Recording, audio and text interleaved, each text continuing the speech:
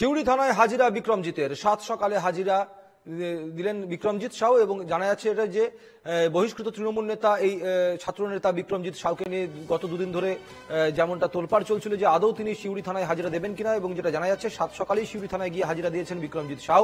1.5 ঘন্টা জিজ্ঞাসাবাদ করা হয় বিক্রমজিৎকে, ফের ডাকা হতে পারে অনুব্রত অনুগামীকে যেমনটা মনে করা হচ্ছে। ইতিমধ্যেই অবশেষে হাজিরা দিলেন বিক্রমজিৎ সাউ। শুভদীপ পাল রয়েছেন আমাদের প্রতিনিধি। গুরুর রাস্তায় হাঁটলেন না শিষ্য, সিউড়ি থানায় গিয়ে হাজিরা বিক্রমজিতের। শুভদীপ। যে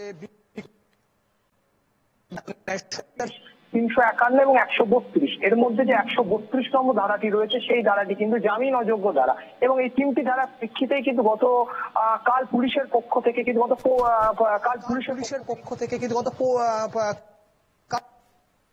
রাতে পাঠানো হয়েছে বিক্রমজিতের কাছে, এবং তাকে কিন্তু আজ সকাল 10টার মধ্যে সিউড়ি থানায় হাজিরা দেওয়ার নির্দেশ দেওয়া হয়েছিল পুলিশের পক্ষ থেকে। সেই মতো কিন্তু আজ সকাল 6টা থেকে 6:30টার মধ্যে বিক্রমজিৎ সিউড়ি থানায় আসে।